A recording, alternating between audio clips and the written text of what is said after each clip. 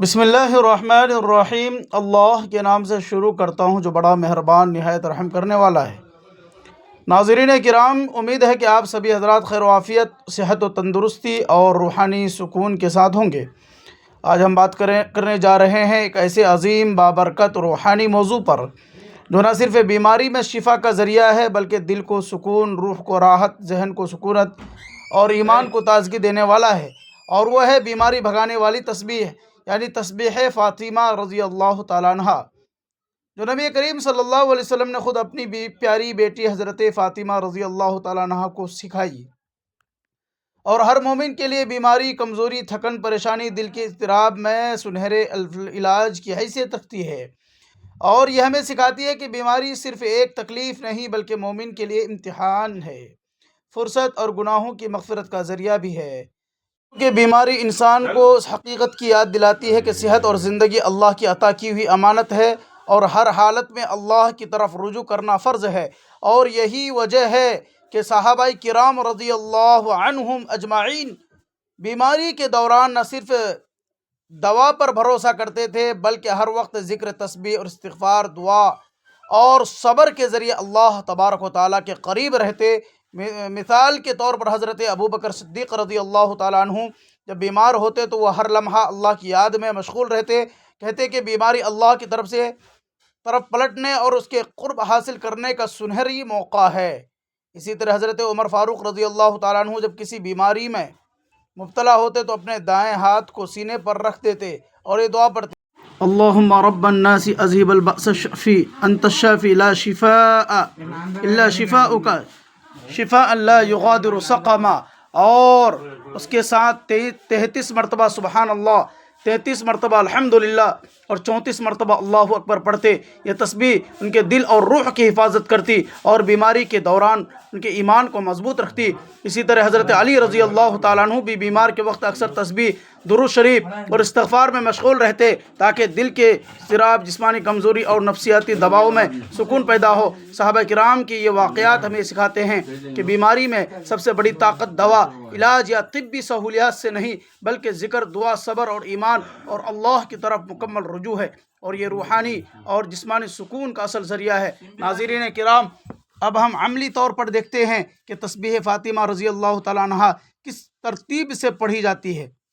رات کو سونے سے پہلے 33 مرتبہ سبحان اللہ پڑھیں، جس کا مطلب ہے کہ اللہ ہر طرح کی کمی، عیب اور خطا سے پاک ہے۔ پھر 33 مرتبہ اللہ الحمدللہ، یعنی ہر حالت میں شکر، چاہے بیماری ہو یا صحت ہو، کیونکہ شکر دل کو مضبوط کرتا اور روحانی سکون عطا کرتا ہے۔ اور اس کے بعد 33 مرتبہ اللہ اکبر، یعنی اللہ سب سے بڑا ہے، بیماری کتنی ہی شدید کیوں نہ ہو، ہر مشکل میں اللہ کی قدرت سب سے بڑی ہے۔ یہ ترتیب سنت نبی صلی اللہ علیہ وسلم کے مطابق ہے اور دل میں ایمان اور امید پیدا کرنے کا بہترین ذریعہ ہے۔ اس کے بعد درود شریف کی کثرت کریں تاکہ روح کو سکون، دل کو قوت اور دعا کی قبولیت کے دروازے کھلے، اور استغفار کے ساتھ تسبیح جاری رکھیں۔ کیوں؟ استغفار نہ صرف گناہوں کی مغفرت بلکہ روح اور جسم کی صفائی بھی ہے۔ قرآن میں حضرت نوح علیہ السلام فرماتے ہیں کہ استغفار سے رزق، صحت اور طاقت نصیب ہوتی ہے۔ صحابہ کرام بیماری کے دوران درود اور استغفار کے ساتھ تسبیح جاری رکھتے تھے تاکہ دل و دماغ مصروف رہیں، بیماری کا اثر کم ہو اور روحانی قوت حاصل ہو۔ ناظرین کرام، بیماری میں سب سے خطرناک چیز شکوہ، مایوسی اور اللہ پر عدم اعتماد ہے، اور سب سے قیمتی چیز صبر، ذکر، دعا اور شکر ہے۔ یہی اصول حضرت عثمان غنی رضی اللہ تعالیٰ عنہ، حضرت عبداللہ بن مسعود رضی اللہ تعالیٰ عنہ اور دیگر صحابہ کرام نے اپنی زندگیوں میں اپنایا۔ وہ کہتے ہیں کہ بیماری اللہ کی طرف رجوع کرنے اور روحانی ترقی کے لیے سنہری موقع ہے۔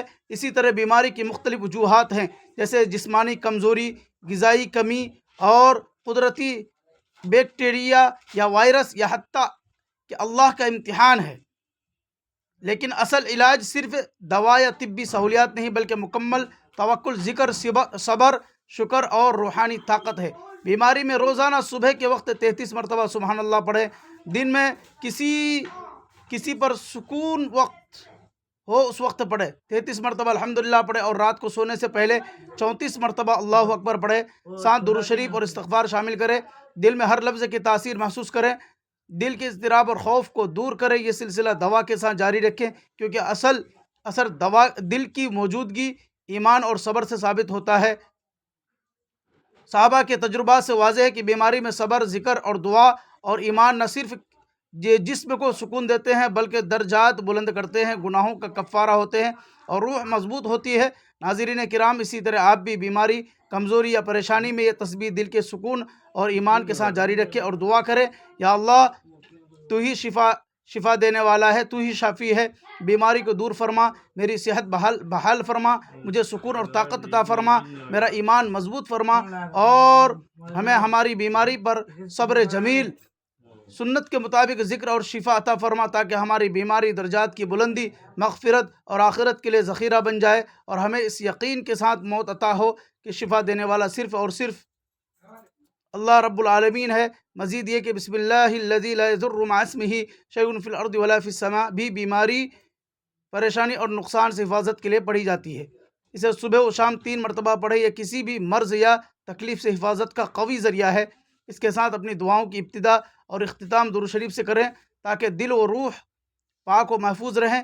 مکمل تسبیح، ذکر، استغفار اور دعا کے بعد اللہ سے شفا کی امید رکھیں، کیونکہ بیماری میں روحانی اور جسمانی علاج کا راز صرف اللہ پر توکل، ایمان، صبر، ذکر اور شکر ہے۔ اسی طرح دیگر مؤثر تسبیح جو بیماری دور کرتی ہے وہ یہ ہے: اللہ لا الہ الا هو الحی القیوم، صبح، دوپہر اور شام 3 مرتبہ پڑھیں۔ یہ دل کو سکون، خوف و اضطراب کو دور اور بیماری کے اثرات کو کم کرتی ہے۔ ناظرین کرام، ویڈیو اچھی لگی ہو تو لائک کریں، اپنے دوستوں کو ضرور شیئر کریں، سبسکرائب کریں، بیل کی گھنٹی کو دبائیں۔ جزاکم اللہ خیرا کثیرا واحسن الجزاء۔ اللہ ہم سب کو نمازی، ایماندار، رزق حلال کی توفیق عطا فرمائے، پریشان حال مسلمانوں کی پریشانی دور کرے، قرض داروں کی ادائیگی میں آسانی عطا فرمائے، بیمار میں صبر اور شفا عطا فرمائے، اور ہمیں ہمیشہ اللہ کی بارگاہ میں مضبوط و قائم رکھے۔ آمین۔